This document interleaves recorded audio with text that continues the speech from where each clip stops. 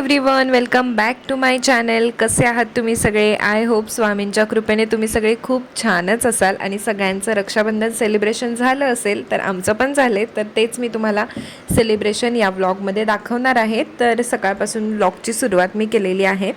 So let's get started. माझ्या घरासमोर एक आंध्र प्रदेशच्या ताई राहतात, तर त्यांनी ना हे सगळं मला प्लेट भरून दिली होती सकाळी सकाळी. रक्षाबंधनच्या दिवशी घरी पूजा होती त्यांच्या, ते करून आले मी. आणि मग ती प्लेट एवढी भरून दिली होती की मग मला काही दुसरं बनवायची गरज पण पडली नाही आणि ते आम्ही संपवलं. छान होतं त्यांच्याकडचं जेवण, खरंच खूप मस्त टेस्टी असतं. लेमन राईस वगैरे आपल्याकडे नाहीत बनवत तसं, त्यांच्याकडची म्हणजे टेस्टच वेगळी आहे. आणि बघा इथे मी रक्षाबंधनसाठी तयारी करते. म्हणजे लाडूचा फ्रेंड जो आहे ना, दोन आहेत, म्हणजे तिचा फ्रेंड आणि त्याचा भाऊ आहे छोटा, तर ते दोघे पण येणार होते. सो त्यासाठी मी इथे रांगोळी वगैरे काढते आहे. आणि एकदम सिम्पल जरी रांगोळी तुम्ही काढा कोणत्याही प्रोग्रॅममध्ये, बघा तुम्ही इतकं छान लूक येतो ना. माझी तर पहिल्यापासूनची सवय, छोटंसं काही जरी असलं ना रांगोळी तर पाहिजेच पाहिजे असं असतं माझं. आणि सगळेच काढतात, त्यात काही नवीन नाही आहे, पण तुम्ही फक्त बघा लूक किती छान दिसतं ना ते रांगोळीनंतर. तर मी असं का सांगते तुम्हाला की मला पाहिजेच पाहिजे रांगोळी म्हणून, कारण की मी ॲनिव्हर्सरी असू दे, बर्थडे असू दे, जिथे आपण ॲनिव्हर्सरी करतो की नाही, ते म्हणजे केक वगैरे ठेवतो त्याच्यासमोरसुद्धा मी रांगोळी काढते. आता ॲनिव्हर्सरीला कोण जास्त रांगोळी काढत नाहीत, पण मी काढते. तर त्याच्यासाठी मी तुम्हाला असं म्हटलं की मला रांगोळी ही पाहिजेच असते कोणत्याही सेलिब्रेशनमध्ये, कारण की मस्त वाटतं.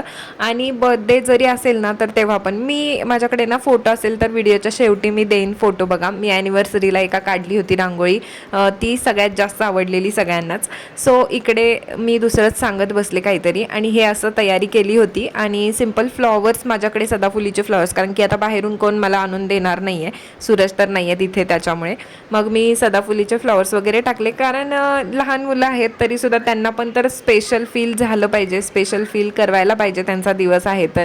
म्हणून ना मग मी असं थोडंसं जमेल तसं केलं आहे. कारण की आता बाहेरून काही सामान आणू शकत नाही. पेटल्स वगैरे, रोज पेटल्स वगैरे आणले असते. सूरज असते ना हमखास ते माझे, मी एक गोष्ट सांगायला, ते कधीच नाही म्हणत नाहीत किंवा मला वेळ नाही किंवा काय, कुठूनही कसंही ॲडजस्ट करतात. ही मात्र एक त्यांची खूप भारी गोष्ट आहे. काही पण असू दे, हळदी कुंकू असेल काय असेल, सगळ्या गोष्टी मला जागच्या जागी आणून देणार, म्हणजे देणार. माझ्या वेळेच्या आधी मला सगळं मिळतं.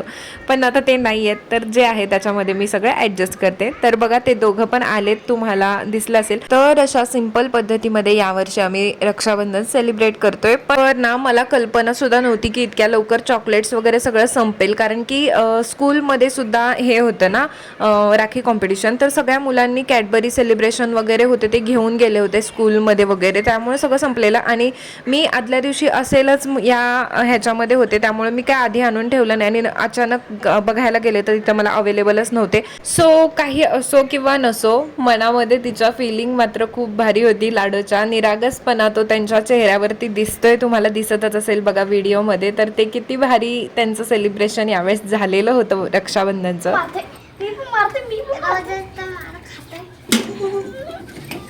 अगं अगं अगं, मारू नको लाडू त्याला, बाय मारू नको लाडू.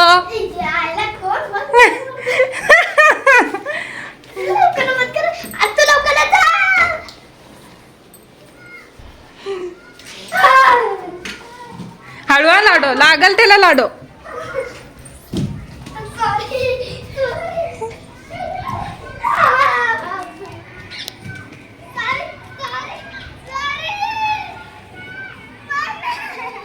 ए मारू नको की लाडो.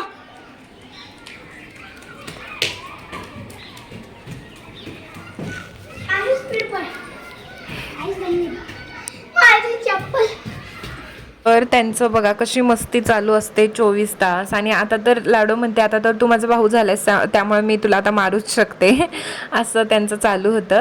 आणि इकडे मी ना पुरणपोळी करण्यासाठी म्हणजे हे करते, एकीकडे चहा ठेवला, एकीकडे डाळ शिजत ठेवली आहे, कारण संध्याकाळची वेळ आहे, चहा पिणार मी आणि वॉकिंगला जायचं असतं. त्याच्यामुळं वॉकिंगला जाण्याआधीच बऱ्यापैकी तयारी करून ठेवणार मी, डाळ वगैरे शिजवून, आणि तिकडून आल्यानंतर पुरणपोळ्या बनवणार. आणि मग त्या दोघांना मी जेवायला बोलवणार आहे संध्याकाळी. कारण मग बाहेरून काही नाही जमलं तर चला आपल्याला जे जमते ते करूया, म्हणून मी पुरणपोळीचं हे जे काय आहे घाट घातलाय.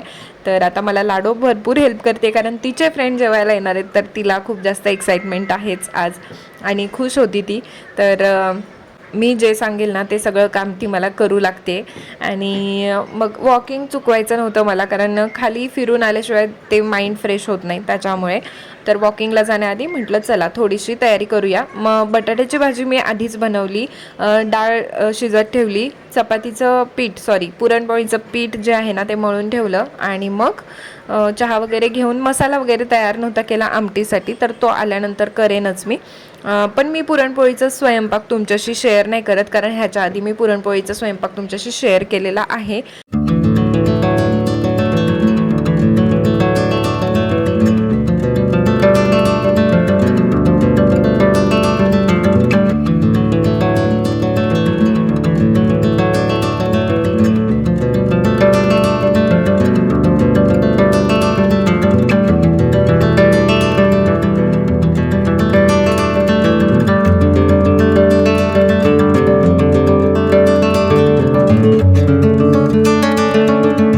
आता मी वॉकिंग वगैरे करून आले आणि इथे बघा पुरण डाळ वगैरे घातली होती शिजत, तर तेच आता पुरण वगैरे शिजवते आणि मग पुरण वगैरे वाटून घेते. तोपर्यंत मुलं खेळतच होती घरातच. त्यांना बोलून आणलं होतं येताना वॉकिंग करून की चला तुम्ही माझ्याच घरी खेळा म्हणून. मग माझं हे सगळं होईपर्यंत त्यांचा वेळ कुठं जातो त्यांनाच कळत नाही. रात्रीचे 10 वाजले ना तरी त्यांना खेळून त्यांचं पोट भरतच नसतं, असं आहे. आणि म्हणून मग मी त्यांना बोलून आणलं आणि आता मी इथे पुरण वगैरे वाटून घेते. बाकीचं काही आता पुरणपोळ्या वगैरे मी तुमच्याशी शेअर करत नाही, सो आधी पण केलेल्याच आहेत, सो त्याच्यामुळे. आणि आता मी त्यांना सगळ्यांना जेवायला वाढते. तर आमचं असं रक्षाबंधन सिंपल पद्धतीने आम्ही आज सेलिब्रेट केलेलं आहे. तुम्ही कसं केलं सेलिब्रेशन आणि तुम्हाला आमचं सेलिब्रेशन कसं वाटलं हे पण मला नक्की कमेंट करून सांगा. सो आता त्या तिघांना मी जेवायला वाढले आणि मी नंतर जेवेन. सो माझा व्लॉग सुद्धा मी इथेच संपवते. तुम्हाला व्लॉग आवडला असेल तर व्हिडिओला एक लाईक करा आणि चॅनलला सबस्क्राईब करायला विसरू नका. तर भेटूया आता पुढच्या व्लॉगमध्ये. तोपर्यंत बाय.